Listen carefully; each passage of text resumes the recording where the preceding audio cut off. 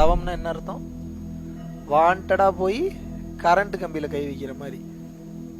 Current கம்பி அப்படின்றது நல்லவன் தொட்டா அடிக்காது, கெட்டவன் தொட்டா மட்டும் தான் ஷாக் அடிக்குமா? அப்படியா?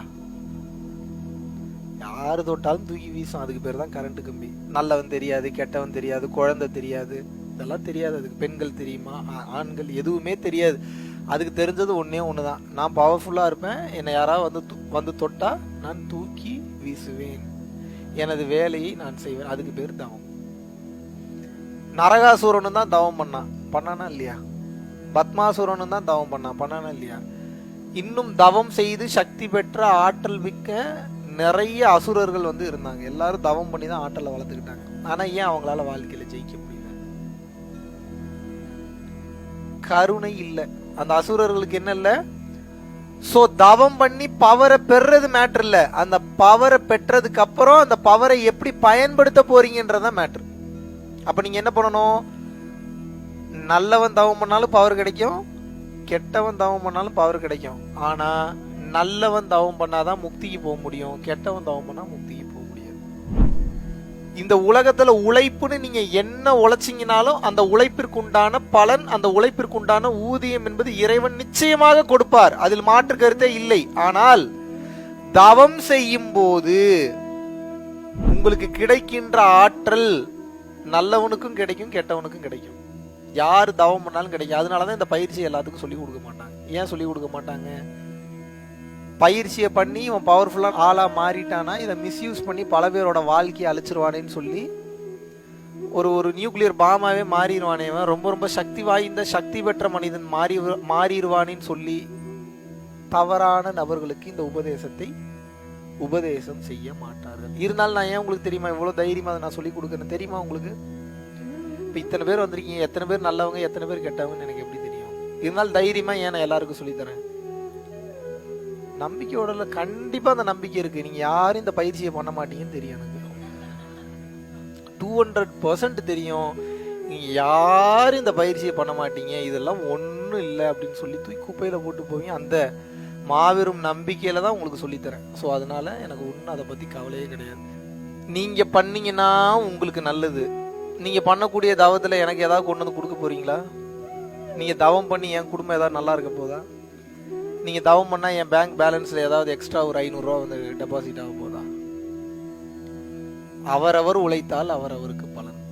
நீங்க தவம் பண்ணீங்கன்னா உங்களுக்கு எனர்ஜி வரும். உங்களுக்கு எனர்ஜி வந்ததுன்னா உங்க கர்ம வினை அழிய போகுது. உங்க கர்ம வினை அழிஞ்சதுன்னா நீங்க முக்திக்கு போக போறீங்க. நீங்க முக்திக்கு போனீங்கன்னா நீங்கள் பரலோக வாழ்க்கையை வாழ போறீங்க. அவ்வளவுதானே. இதுல எனக்கு என்ன நடக்க போகுது? ஒன்றும் நடக்கும். உங்களுக்கு பயிற்சி சொல்லி கொடுத்து தூக்கி போட்டு வேணா மிதிப்பாங்க. நீ ஏன்டா உனக்கு சொல்லி கொடுத்தா நீ ஊருக்கே சொல்லி தெரியா நீ அப்படின்னு. நமக்கு தான் அதை பத்திலாம் கவலையே இல்லை. அதுக்குண்டான நல்லது கெட்டது எதா இருந்தாலும் அதை நான் பார்த்துக்கிறேன். அது ஒரு மேட்ரு. கெட்டது நடக்காது. எப்படி எல்லா உயிர்களும் நல்லா இருக்கணுன்ற நோக்கத்தோட நான் பயிற்சி சொல்லி கொடுத்தா அதுக்கு பேர் கருணையா முட்டாள்தனமா? அப்ப எப்படி இறைவன் தண்டிப்பார்? அந்த நோக்கத்துல வந்து எல்லாமே அடிபட்டு போயிடும். என்னுடைய நோக்கம் சரியாக இருந்தது, நான் சொல்லி தருவதில் சரியாக இருக்கிறேன், பொருள் கொடுக்கறதோட என் வேலை முடிஞ்சு போச்சு. இதை யாராவது மிஸ்யூஸ் பண்ணணும்னு நினைச்சீங்கன்னா அடி உங்களுக்கு தான், எனக்கு ஒன்றும் கிடையாது. கிளியர்? அசால்ட்டா ஃப்ரீயா கம்ஃபர்டபுளா உங்களுக்கு சொல்லி தரேன்றதுனால இதை வேல்யூ பண்ணாம விட்டுறாதீங்க. வேல்யூ பண்ணாம விட்டீங்கன்னா பிரச்சனை யாருக்கு? உங்களுக்கு தான். எனக்கு ஒன்றும் கிடையாது. நான் பாட்டு துண்டை தூக்கி உதறிட்டு போயிட்டே இருப்பேன், டாட்டா காமிச்சிட்டு. நீங்க தான் உங்களுக்கு உபதேசிக்கப்பட்ட பயிற்சியை சரியாக செய்து நல்ல நிலையை அடைய வேண்டும். மூச்சு வெளிமூச்சானது உள்மூச்சாக கொஞ்சம் கொஞ்சமாக திரும்புமா திரும்பாதா? கண்டிப்பா திரும்பும். ஏன்னா நீங்க பண்ற பயிற்சி அதுக்கு தான் பண்றீங்க, அதுக்கு தான் பிராக்டிஸ் பண்றீங்க. சமாதி பழக்கம். நம்ம பண்ணக்கூடிய பயிற்சியோட பழக்கத்துக்கு பேர் என்ன? சமாதி பழக்கம். சமாதி பழக்கம்னா என்ன? சமம் கூட்டல் ஆதி இஸ் ஈக்குவல் டு சமாதி.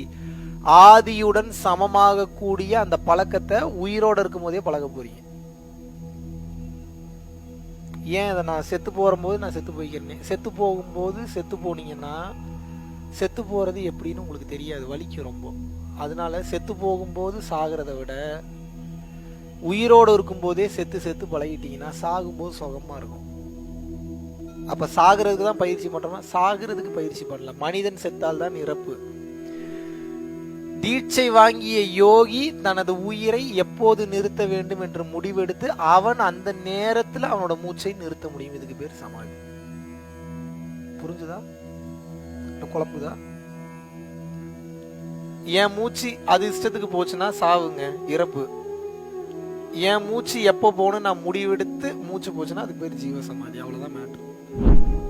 நான் குறிக்கலாம் இந்த டேட்டு, இந்த டைமு, இந்த திதி, இந்த நட்சத்திரத்துல என் உயிர் பிரியணும். எப்படி பூசத்துல வள்ளலார் பிரிஞ்சாரு, திருவாதிரையில குருநாதர் காஞ்சி விஸ்வநாத சுவாமிகள் பிரிஞ்சாரு, பைரவ சித்தர் ரோகிணி நட்சத்திரத்துல பிரிஞ்சாரு. இந்த மாதிரி ஒவ்வொரு சித்தர்களும் ஒவ்வொரு நட்சத்திரத்தை சூஸ் பண்ணுவாங்க. அதுக்கு ஒரு பெரிய கனெக்ட் இருக்கு. பிரபஞ்சமே சொல்லி கொடுக்கும், நீ இந்த டைம்ல தான் என்கிட்ட வரணும், இந்த டைம்ல வந்தாதான் உன்னால எந்த பிரச்சனையும் இல்லாம இந்த நட்சத்திரத்துக்கு நீ சேர முடியும். ஒரு சில கணக்குகள்லாம் இருக்கு. இதெல்லாம் எனக்கு எப்பங்க தெரியும்னு கேட்காதீங்க. நீங்க பயிற்சி பண்ண தானா புரிய வரும். செத்து செத்து பழக வேண்டும். செத்து செத்து பழகணும். ஏன் செத்து செத்து பழகணும்னா, 2 மூக்கு வழியாக போகின்ற மூச்சு உள்முகமாக திரும்பி உள் சுவாசமானது ஓட ஆரம்பிக்கும் போது மனிதனால் செய்ய முடியாத, உணர முடியாத பல அதிசயங்களை, பல விஷயங்களை உங்களால் செய்ய முடியும். நினைச்சு பார்க்க முடியாத மேஜிக் எல்லாம் பண்ணுவீங்க, மிராக்கிள் எல்லாம் பண்ணுவீங்க. என் சத்துக்கு நானே கொஞ்சம் கொஞ்சம் பண்றேன், நீங்க எல்லாம் பண்ண மாட்டீங்களா? பெரிய அறிவாளிகள், அறிவு பெற்ற திறமைசாலிகள் இத்தனை பேர் இருக்கீங்க. என்னோட கடவுள் பக்தியில உயர்ந்த நிலையில இருக்கிறவங்க இருக்கலாம், என்னோட சரணாகதியில உயர்ந்த நிலையில இருக்கிறவங்க இருக்கலாம், என்னோட கருணையில இருக்கலாம். எப்படி சொல்ல முடியும்? நான் தான் உயர்ந்தவன்னு சொல்ல முடியுமா? அப்படிலாம் யாருமே சொல்ல முடியாது. இருக்கலாம். டப்புன்னு பயிற்சி பண்றீங்க, சீக்கிரம் உங்களுக்கு ஃபயர் ஆகுது, சீக்கிரம் ஓப்பன் ஆகுது, சீக்கிரம் 10ஆம் வாசல் திறக்குன்னா எனக்கு முன்னாடி இறைவனை போய் பார்த்தாலும் பார்த்துடலாம். நீங்க பார்க்க முடியுமா? முடியாதா? அதனால் தான் சொல்கின்றேன், அவரவருக்கு விதிக்கப்பட்ட கர்மா எப்படி இருக்குன்றது நிச்சயமாக தெரியாது. நம்ம வேலை என்ன? பயிற்சி பண்ணணும். ஏன் பயிற்சி பண்ணணும்? வெளி மூச்சை உள் மூச்சா திருப்புறோம். வெளி மூச்சை உள் மூச்சா திருப்பும் போது என்ன ஆகும்? சில டிஃபிகல்டிஸ் இருக்கிற மாதிரி இருக்கும், ஆனா செத்தெல்லாம் போக மாட்டீங்க, கவலைப்படாதீங்க. அவ்வளவு சீக்கிரம்லாம் உயிர் போகாது. ஒரு 25 சிங்கம் 25 புலியோட சக்தியை உங்களால உணர முடியும், உங்க பிரீத்தை நீங்க கண்ட்ரோல் பண்ணிட்டீங்கன்னா. 25 சிங்கம் என்ன எனர்ஜியில இருக்கும், 25 புலி என்ன எனர்ஜியில இருக்கும்? 25 சிங்கம் 25 புலினா எத்தனை? மொத்தம் 50. 50 சிங்கம் புலியோட எனர்ஜி உங்களுக்கு கிடைச்சதுன்னா எப்படி இருக்கும்? உங்க நடையே வேற மாதிரி இருக்கும், உங்களோட உணர்தலே வேற மாதிரி இருக்கும், உங்க ஆற்றலே வேற மாதிரி மாறிடும். அவ்வளவு பவர்ஃபுல்லான சக்தி அந்த மூச்சுக்கு உண்டு. அதை நெறிப்படுத்தி சரிப்படுத்தினால் ஒழிய உங்களுக்கு அந்த மூச்சு கண்ட்ரோல் நிலைக்கு வராது, அந்த ஆற்றல் நிலைக்கு நீங்கள் போக முடியாது. அதனால் தான் சொல்கின்றேன், உயிரோடு இருக்கும் போதே சமாதியை பழகி விடுங்கள்.